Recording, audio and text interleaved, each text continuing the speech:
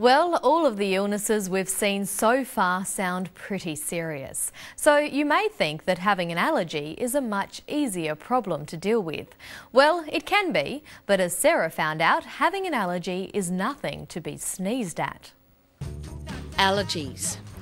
1 in 3 Aussies is likely to suffer an allergy at some time. They can cause itchiness, swelling, trouble breathing, even death. But peanuts cause the most serious reaction by far. 1 in 50 Aussie kids is allergic to them. And Brad here is one of them. So Brad, if this pen was a bowl of peanuts and I sort of put it up here close to your face, what would happen to your body? Well, my lips would start to swell up and then I'd have to take a tablet. And if that didn't work, my throat would start to swell up and then I wouldn't be able to breathe. And then I'd have to use one of these, an EpiPen injection, and if that didn't work, I'd probably die. In fact, peanuts kill more people than sharks do. So why do some people react? An allergic reaction is a bit like a false alarm. Part of your immune system overreacts to something that it doesn't really need to react to. Things that cause allergic reactions are called allergens. They can be things like pollen, pet hair, pet saliva, mould and certain foods. So what happens inside the body in an allergic reaction? The immune system treats the allergen as an invader and produces antibodies ready to attack. Antibodies are disease fighters. They act like soldiers protecting the body from harmful invaders. In an allergic reaction, the antibodies attach themselves to special cells called mast cells. When the allergen comes into contact with the antibodies, the mast cells respond by releasing substances, and that's what causes the swelling and inflammation. It can be really irritating and uncomfortable. Allergic reactions can involve several parts of the body at the same time. Allergy to foods usually causes stomach or bowel problems. When allergens are breathed in, the lining of your nose produces lots of mucus and becomes swollen and inflamed. Your nose will run and itch and you might do some violent sneezes. This is also known as hay fever. Further down in the lungs, the lining passages of the lungs swell and make breathing difficult. That's also known as asthma. Well, the good news is today there are tests that can be done to find out if you're allergic to anything. I'm here with Darren and she's going to give me the allergy test and we're going to find out what I'm allergic to. Now, is this going to hurt very much? No. I'm being tested for allergy to cats, ryegrass and 2 types of pollens. You get a drop of each substance on your skin and a quick scratch, and if you have a big red lump, bingo, you're allergic. Okay, so this shows us that you're allergic to ryegrass, and that might explain why you've got hay fever in springtime. But not cats? No, cat's fine. Right, the cat's safe. If my allergens were cats and strawberries, I could just avoid them. But how do you stay away from ryegrass? One idea is to make sure your bed linen is dried inside the house during spring. And on windy days, keep the windows shut at home. Sometimes your body can get over an allergy, but usually the best strategy is avoidance. Hi kitty, hi kitty. Ow! Stupid cat.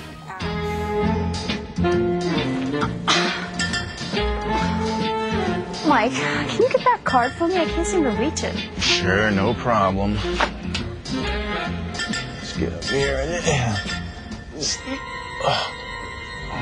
What's going on? I used to be able to reach this, no problem. It's starting. What are you talking about? It's starting. You're shrinking. You're getting shorter.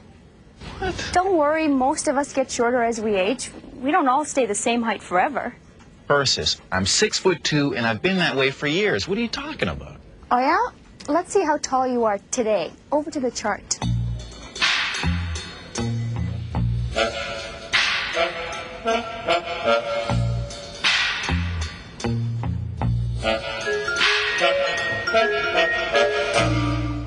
I can't believe it.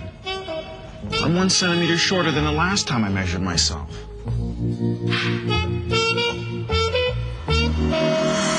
It happens to all of us sooner or later. We spend our childhood and adolescence growing, and then we stop. Or so we think. We do stop growing by the time we're around 25, But for many of us, once we get to our mid-40s, our height starts moving in the other direction, down. The same thing that causes us to grow in height can also cause us to shrink.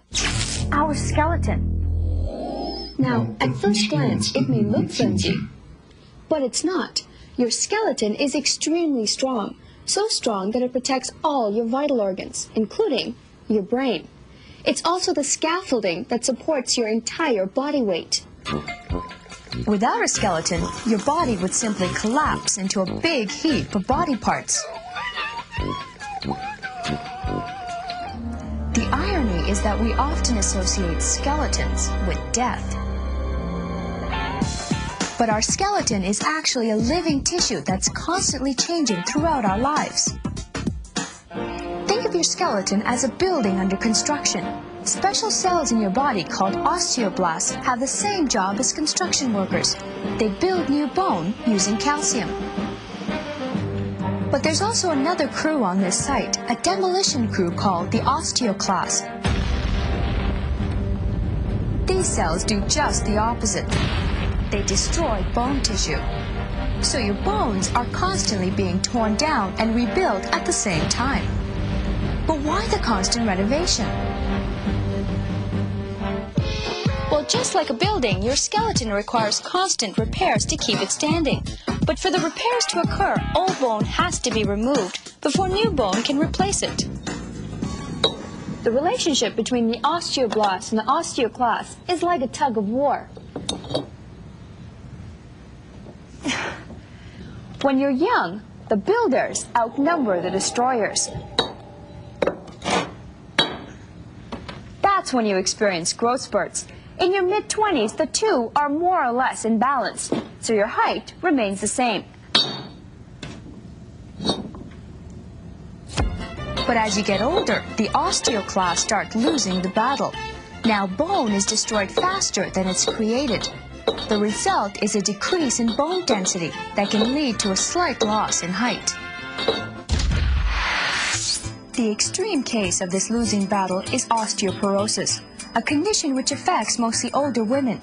With age, calcium levels drop, and by the time they reach 70, they can lose as much as 30% calcium in their bones. This loss in calcium also leads to a loss in bone mass. The end result is thin, brittle bones that are susceptible to fractures. Osteoporosis can also cause shrinkage of backbone, which leads to hunched backs and height loss. But it's not just your bones that can affect your height. It's also what's in between them. In between each vertebra of your spine is a spongy disc. These discs cushion your spine and make you more flexible. But how can these affect your height? The key is what's inside them. An intervertebral disc is like a jelly donut. It has a soft, jelly-like inner region that's surrounded by a tough outer shell. Over time, the wear and tear on your body causes the fluid in these discs to leak out. This causes the discs to compress and shrink in size.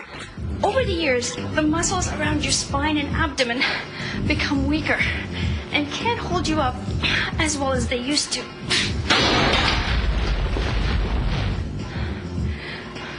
The muscles not only lose strength, but the number of muscle fibers decrease. What you end up with is bad posture, which makes you look even shorter. Mike, what are you doing? First, I have to get as much calcium as I can. I have to build up my bone mass. Mike, relax. It was only 1 centimeter. Most people shrink a little bit. Maybe we made a mistake. Let's measure you again. Come on, stand up. First is, I am standing.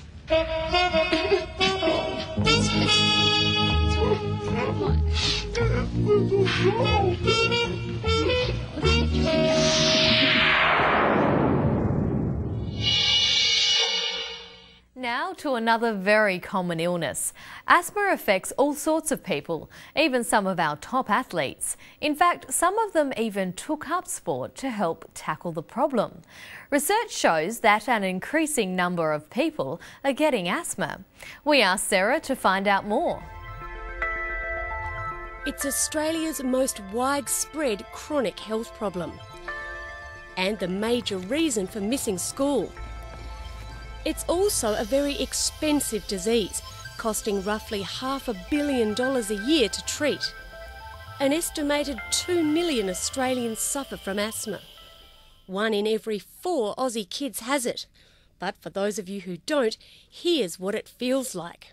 It feels quite sore in your lungs because you're coughing so much and you're not getting enough air, and it really hurts sometimes. It's a bit scary because I can't get the air in, and I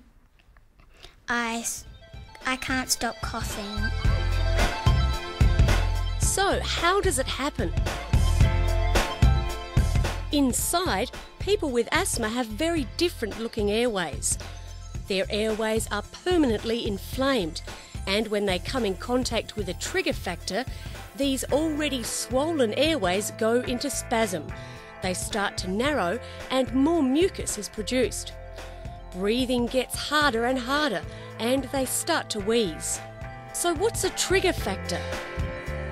Trigger factors vary in different people. They can be things like cigarette smoke, chemicals, mould, pollen, colds, dust mites, even exercise. This machine is measuring lung capacity. Thomas has asthma, so his lung capacity won't be as good as someone who doesn't.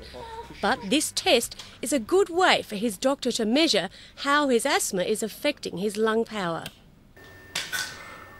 The good news is that asthma can be pretty well controlled with drugs. Reliever drugs do pretty much what you might think. They relieve the immediate symptoms of asthma, like shortness of breath, wheezing and coughing. Preventatives are used to prevent the symptoms ever happening. They address the cause, not just the symptoms. Perhaps the most interesting thing about asthma is that more and more people are getting it, but nobody really knows why. There are all sorts of theories, but until doctors are sure, asthma patients will have to keep relying on their drugs to help them breathe.